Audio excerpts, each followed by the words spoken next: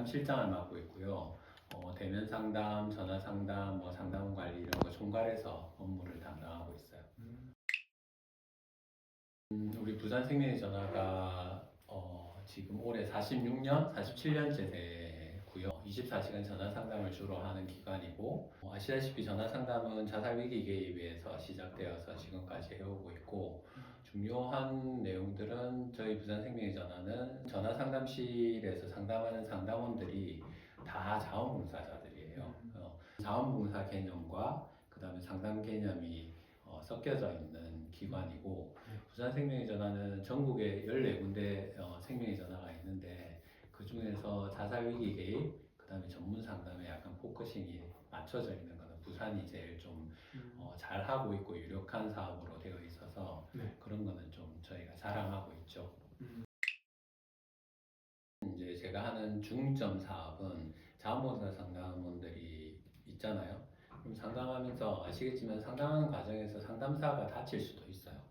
그리고 저희 기관은 무명의 사람들이 알지 못하는 사람들이 무작위로 전화를 하는 곳이라 약간 어떻게 보면 감정 노동자들과 비슷한 경우가 많이 있어요. 함부로 하는 경우도 많고 그래서 이제 자원봉사 상담원들 자체가 상담하는 과정에서 뭔가 상처 있거나 이러지 않는 것들을 찾아내는 것들이 되게 저 업무 중에 굉장히 중요한 부분이고, 그다음에 자원봉사라고 하지만 상담원들이 가지고 있는 욕구 중에 굉장히 상담을 잘 하고 싶어 하세요.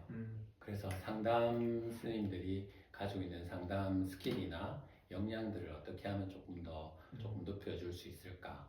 그 다음에 또 세 번째로 굉장히 중요한 부분은 저희가 자살위기 상담을 하니까 1년에 한 자살위기 개입을 36건씩 이렇게 하거든요. 그러면 한 달에 한두 건씩 이제 걸리는 경우가 있어요. 그럴 때 어떻게 자살하겠다고 죽겠다고 하는 내담자들을 어떻게 잘 케어하고, 그 다음에 이 사람이 죽지 않게 잘 상담을 할 건지, 그 다음에 위기 순간에 죽지 않도록 어떻게 위기 절차에 따라서 잘 진행해서 이 사람을 구조할 건지, 그런 부분들을 어떻게 잘 상담을 할 수 있을지, 그런 것들을 계속 개량하고 상담원들이 어떻게 스스로 피해 입지 않고 잘 오랫동안 자원봉사할 수 있을지, 이런 걸 이제 주변에서 처리해주는 역할이 제가 하는 가장 큰 역할이죠. 굉장히 다양해요, 저희는.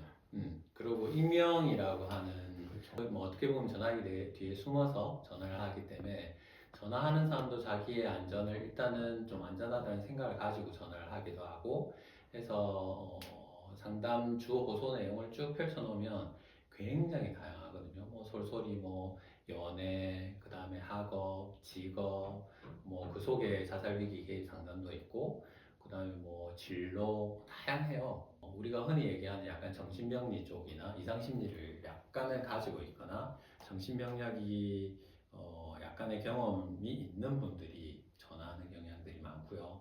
근데 그런 분들이 전화하면서도 그 안에 있는 주어 보소 내용은 굉장히 다양해요. 어떤 분들은 뭐 알코올릭에 관한 부분들도 있고, 어떤 부분들은 부모 자녀와의 문제 이런 부분들도 많고, 최근에는 뭐 경제적인 부분이나 이런 부분들도 되게 많고, 그 다음에 코로나 기간에는 뭐 소상공인들 이런 분들에 대한 경제적인 어려움 이런 것들도 되게 많아요. 그래서 한정 지어줄 수는 없지만 그래도 우리가 포커싱해서 우리가 전문이라고 하는 부분은 위기 개입 상담, 그래서 자살을 생각하고 있거나 아니면 너무 힘들어하는 사람, 이런 부분들은 우리가 더 잘 케어할 수 있어야 된다는 생각으로 이제 전화 상담을 하고 있죠. 근데 다른 상담소와 마찬가지로 굉장히 스펙트럼이 다양해요. 많죠. 그분들은 지금은 욕구랑 또 힘든 부분을 조금 나눌 수 있는데, 욕구는 자원봉사하는 분들이기 때문에 자신만이 가지고 있는 자원봉사에 대한 가치나 이런 것들이 있거든요. 그러니까 이 전화 상담이라고 하는 것들을 더 잘하고 싶은 거예요. 나이가 많으신 분은 지금 거의 80세 가까이 되는 분도 있으세요. 그런데 전화 상담 하세요. 판단도 되게 좋으시고, 근데 그런 분 선생님들도 전화 상담 시장님 전화 상담 좀 더 잘하고 싶어요. 전화 상담하는 거 가르쳐 주세요. 이렇게 하는 그런 부분의 욕구에 대한 어려움이 있고, 또 하나는 전화 오는 사람들이 정신병리가 좀 많다고 했잖아요. 공격성이 굉장히 높은 사람들이 있어요. 그러니까 욕하는 사람, 또 뭐 공공연하게 시비를 거는 사람, 그 다음에 말도 안 되게 이 상담거리가 안 되는 내용으로 계속 물고 늘어지는 사람, 이런 분들이 있으니까 상담을 진행하는 것 자체가 잘 안 되죠. 그 다음에 아시겠지만 뭐 심리 상담을 하려고 하면 내담자 정보를 다 알아야 되잖아요. 맞아요. 나이는 어떤지, 직업은 뭔지, 어떻게 사는지, 어디에 사는지, 가족은 어떤지 이런 것들 물어야 되는데 저희 상담원들은 기본적인 정보는 없어요. 그래서 대부분 내담자한테 그냥 물어보는 정도의 수준을 하는데 그거는 좀 불충분하잖아요. 맞아요. 그러니까 내담자가 사실은 상담사 상위에 있는 것처럼 상담이 진행되다 보니 상처 입는 경우가 되게 많죠. 내담자의 공격이라든지 네. 아니면 뭐 욕설이나 이런 부분들이. 그래서 저희가 그런 것들을 좀 개량할 수 있는 방법들을 툴도 만들어 놓고 시스템도 좀 만들어 놨거든요. 네. 그런데도 불구하고 그런 부분이 좀 당할 때는 충격적이기도 하고 그 다음에 굉장히 어려운 상담 선생님들이 어려워하는 내담자 중에 거짓말하는, 우리가 일명 얘기하는 스토리맨이라고 하는 내담자가 있는데 상담 상황을 스토리처럼 만들어요. 영화 만들듯이. 그래서 이분은 어떤 때는 보험 설계사가 됐다가 어떤 때는 농부가 됐다가 또 어떤 때는 뭐 중국집 사장님이 됐다가 이런 스토리를 약간의 성적 피해의식까지 넣어서 상담을 진행하는 그런 케이스도 있거든요. 그러면 우리 상담원 선생님들은 성심성의껏 막 상담을 하잖아요. 뭔가 도움이 되도록 기본적인 경청 공감을 가지고 상담을 하고 있기 때문에 막 노력을 했는데 보면 거짓말이야. 이럴 때 허탈감이라든지 그다음에 내가 상담사로서의 역할이나 그다음에 그걸 캐치 왜 하지 못했을까 이런 부분에 대한 어려움이나 자괴감들이 있죠. 그런 부분이 제일 좀 어려워요. 저희는 그래요. 전화가 이제 왔어요. 자살을 하겠다고 돌아오는 내담자가 있겠죠. 네. 그러면 첫째는 이 사람에 대한 죽음에 대한 깊이 심도를 사실은 보고 그 다음에 이 사람이 죽지 않게 만드는 것이 첫 번째예요. 그래서 그 자살 위기자를 발견했을 첫 번째는 상담이 아니에요. 이 사람이 안전이 최우선이에요. 죽지 않게 하는 거, 자살하지 않게 하는 거. 자살하고 싶다고 전화를 하면 상담원들이 꼭 물어야 될 질문이 있어요. 혹시 아세요? 진짜 자살을 하려고 생각하고 계십니까? 확인하는 절차가 필요해요. 내가 판단하는 게 아니라 지금 자살하려고 하고 계신 거예요? 자살 생각하고 계신 거예요? 너무 많이 힘들어서. 그러면 대답을 안 할 것 같지만 진짜 그 상황이면 그렇다고 해요. 진짜 자살의 위험도가 있는지 확인하고 그럴 때는 상담 자체는 진행이 안 돼요. 이 사람 빨리 구조해야 되기 때문에. 그래서 저희가 매뉴얼상으로는 어떻게 되어 있냐면 그러면 자살이 지금 분명하다고 확인되면 바로 신고하게 되어 있어요. 119가 아니고 이때는 112 경찰 신고. 왜냐하면 거의 핸드폰으로 요즘 많이 쓰잖아요. 그래서 위치 추적을 하려면 소방청에 전화를 하게 되면 소방청에서 다시 경찰청으로 다시 인계를 해서 위치 추적을 해야 돼요. 그래서 저희가 바로 경찰에 신고를 하면 문자로 신고를 하거든요. 저희는 상담하면서. 그래서 문자 되어 있는 툴에서 버튼 신고를 딱 누르면 경찰청 상황실로 문자가 부산생명재난 상담실인데 지금 내담자가 자살을 하려고 하고 있다. 이런 내용들이 상세하게 적혀져 있어요. 경찰이 출동하면서 위치 추적해서 출동을 해요. 그럴 때 이제 도착할 때까지 저희 상담원들은 안전을 확보하기 위해서 많이 왜 죽으려고 생각하는지 힘든 것도 물어봐주고 이제 그때는 약간 시간을 끄는 위기 상담을 하게 되어 있죠. 그래서 이제 경찰관들이 도착해서 안전 확보를 하고 이제 잘 구조가 되고 나면 경찰관들이 상황 종료됐다는 걸 알려주세요. 그러면 이제 한 명의 생명을 이제 살리게 되겠죠. 그렇게 진행되게 되어 있어요. 위기 개입은. 상담자들이 해야 될 거는 자기 관리가 사실 굉장히 중요하죠. 상담하고 있는 선생님들이 놓치고 있는 것 중에 자기 탐색이나 자기 상담을 잘 안 해요. 근데 꼭 필요해요. 저도 그래서 저를 상담해주는 상담사가 따로 있고 기회가 되거나 아니면 내가 어떤 그 포인트에 상담을 받아야 될 상황이 생기면 상담을 받고 있어요.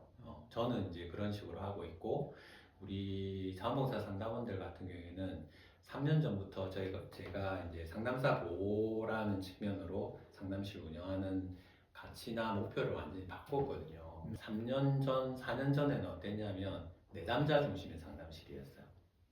전화 오는 사람들 많이 받고 내담자를 많이 통화하고 뭔가 공감해 줄 수 있는 극대화하고 이랬었는데 우린 자원봉사자들이 운영하다 보니까 이 자원봉사자들이 상처받거나 없어지면 내담자의 전화를 못 받잖아요. 그래서 상담원 중심의 상담을 지금은 해요. 내담자보다는. 그러다 보니 상담자 보호에 대한 측면들이 더 높아져서 저희 상담소 내에서 돌봄 상담이라는 걸 하면서 상담원이지만 상담하는 과정에 상처받을 수도 있고 그 다음에 상담하는 과정이 아니라도 내 일상적인 생활에서도 뭔가 힘든 경우를 발견하거나 또 계속 상담을 하다 보면 자기가 여태까지 느끼지 못했던 부분을 느낄 수도 있거든요. 그러면 저희 부산생명이 전환 상담 전공했거나 현재 필드에서 상담을 하고 계신 분들이 많이 전문가들이 있거든요. 그러면 같은 상담원인데도 불구하고 이 선생님들 붙여줘서 상담을 받을 수 있게 하는 일명 돌봄 상담이라고 해서 상담원들을 돌보는 상담을 하고 있어요. 그 다음에 상담하는 과정에서의 자기 상담 스킬이나 아니면 상담 역량에 대한 약간 두려움이나 아니면 이런 게 있는 분들은 저희한테 이제 피드백을 해달라고 요청을 하면 저희 상담실은 전화 들어오는 상담이지만 데이터들이 일정 기간 보관되게 되어 있거든요. 그러면 그런 데이터를 받아서 제가 들어보고 학교 같으면 슈퍼비전 하듯이 각각 상담원들한테 피드백을 해주기도 하고 그 다음에 상담하는 과정에 뭔가 도움이 될 수 있는 큐시트나 이런 것들도 알려주기도 하고 그런 걸로 이제 상담사 보호나 이런 부분들 좀 하고 있어요. 봉사 상담원들이 일정 부분이 우리가 활동 상담원 한 200명 정도가 계세요. 매달 이제 상담 활동을 하시는 봉사를 하시는 상담원들이 200명 정도가 있고 그 다음에 하루 일과 24시간이잖아요. 24시간을 5타임으로 나눠 놨어요. 그래서 낮 시간에는 저희가 근무하는 시간에는 8시부터 11시 반까지 해서 3시간 반 단위로 다 4등분을 해놨거든요. 그래서 8시부터 10시까지는 3시간 반씩 해서 첫 번째, 두 번째, 세 번째, 네 번째 상담하시는 선생님들이 배정이 되어 있어요. 그렇게 되어 있고 그 다음에 10시부터는 야간 상담이라고 해서 10시에 생명의학 상담실에 들어오는 봉사자는 들어와서 그 다음날 8시까지 밤을 꼴딱 새우면서 그래서 그 시간대를 매달 선생님들 스케줄에 따라서 배정을 해요. 그래서 1년에 한 번씩 약정이라고 하는 나는 올해는 이렇게 요 타임에 시간 자원봉사를 하겠다 해서 약정을 하거든요. 그렇게 해서 하는 경우도 있고 뭐 요즘 워낙 바쁜 시대이기 때문에 자기 스케줄이 매달 바뀌잖아요. 그럼 그 전달에 다음 달에 자원봉사 시간대를 골라요. 그래서 그렇게 배정돼서 시간을 알려드리면 자기 시간대에 선생님들이 알아서 오세요. 첫 번째 타임에 계신 선생님이 11시 반에 마치면 요 11시 반 전에 이제 두 번째 시간에 되시는 분이 와 계시겠죠. 그래서 마칠 쯤에 상담실 밖에 대기실에서 차 마시고 좀 기다리면 마치시면 인사하고 그 다음에 오늘 상담받은 거 뭐 특이사항 있으면 얘기도 나누시고 그리고 첫 번째 상담하는 선생님이 가시고 두 번째 상담하는 선생님이 상담부스에 들어가서 상담 진행하고 그래서 굉장히 자율적이기도 하고 다른 복지관이나 뭐 이런 데처럼 자원봉사하는 사람들은 뭐 다 같이 모여서 하잖아요. 근데 우리 상담은 전화 상담 봉사는 개별화되어 있어서 내 스스로에 대한 다짐이나 내 스스로에 대한 스케줄에 맞춰서 움직이세요. 그래서 명절 때도 모든 선생님들이 다 그 시간에 시간 조절을 해서 오시고 그 다음에 아까처럼 위기 개입 상담이나 이런 거 연계를 하고 나면 시간에 관계없이 저한테 이제 얘기를 하게 되어 있거든요. 그러면 새벽 시간에도 저 자고 있으면 위기 개입 상담한 선생님이 저한테 연락을 주세요.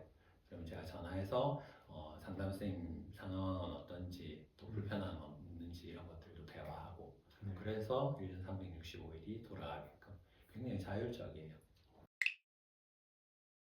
제일 가치 있고 뿌듯했던 부분은 상담원 선생님들이 성장을 볼 때, 그러니까 저희 생명이전에 처음 올 때는 경력 단절 여성으로 와서 여성 비율이 높거든요.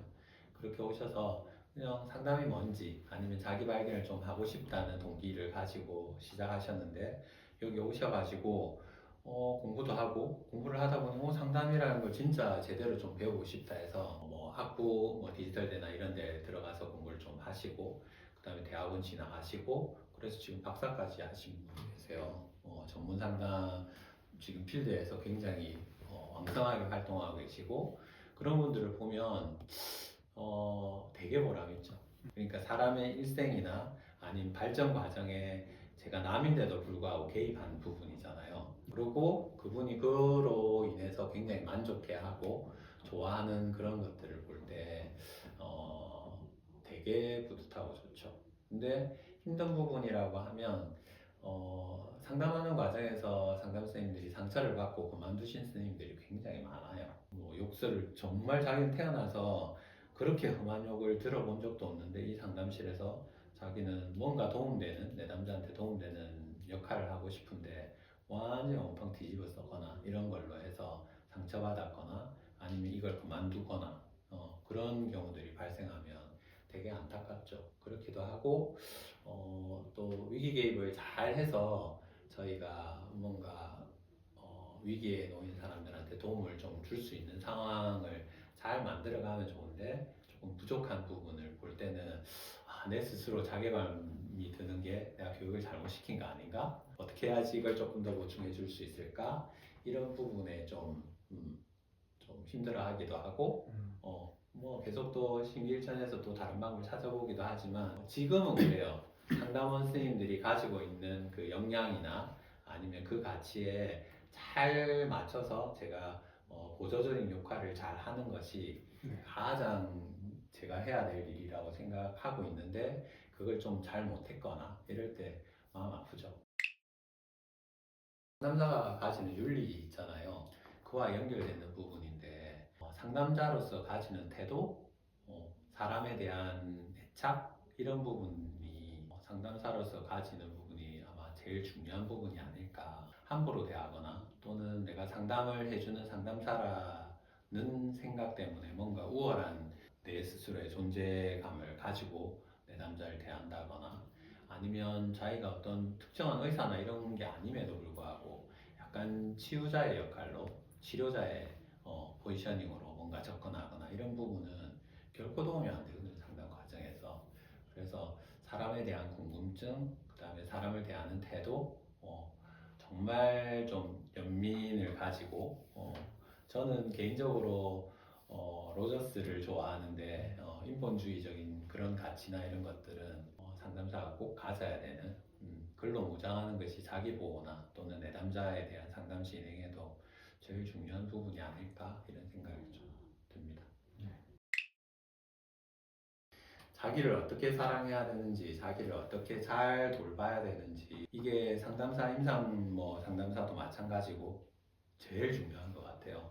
그래서 자기를 배척하지 않고 자기 보호를 그 다음에 나를 어떻게 잘 탐색해서 나라는 인간은 어떤 사람이고 어떤 부분이 약하고 나의 존엄성은 어디에서 나오고 이런 자기에 대한 관찰이 굉장히 중요한 것 같아요. 그래서 상담사 이전에 다른 사람을 쳐다보고 이해하려는 것 이전에 자기 스스로를 들여다보고 자기를 관찰하고 자기를 사랑하고 이런 부분이 딱 무장이 되어 있어야지 상담사이든 아니면 인상심리사이든 간에 사람을 대하는 자세나 아까처럼 가치나 또 아까 얘기했던 인본주의 정신으로 다른 사람을 탐색하거나 또 공감하거나 이런 부분이 나올 수 있지 자기 스스로는 약간 방치하고 난 아니야 이렇게 자기 스스로를 이해하지 못하면 상담사로서는 되게 상담을 하는 과정에서 에러가 나거나 상처 입기가 되게 쉬워요. 그래서 항상 시시때때로 자기 탐색을 하고 그 다음에 자기의 부족한 부분을 알라는 것이 아니라